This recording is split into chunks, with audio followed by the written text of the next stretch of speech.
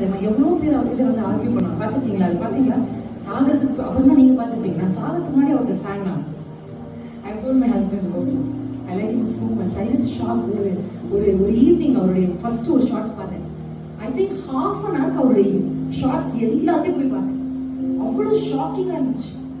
தமிழ்நாட்டிலே ஒத்து போயிடுறாங்க சில விஷயங்களுக்கு, இந்திய தேசத்திலே ஒத்து போறாங்க. ஆனா அவர் அது ஒத்து போகாம என்ன பேசினாலும் என்ன திட்டாலும் மனுஷன் ஒரு ட்ரூத்தை கையில வச்சுட்டு நான் இப்படிதான் இருப்பேன் என்னாலும் பேசுவேன் அப்படின்னு. That cost his life. ஆனா you see, நான் நினைச்சேன் இந்த உலகமே சார்லி கர்க் இப்படி கொண்டாடுதுன்னா பரலோகம் எப்படிதான் கொண்டாடிருக்கோம் நம்ம மனுஷன். I see him. அவர் வந்து I see him as a igniter for a revival. நம்ம இன்னைக்கு இருப்பான் அந்த ஃப்ரெண்டு, காலேஜ் முடிச்ச உடனே நீ யாருன்னு கேட்பான் 2 வருஷம் கழிச்சு. அவனுக்காக நீ ஓகேடா மச்சான் வாடா பார்க்கலாம். இதுவா இயேசுவுக்காக நிக்கணும்.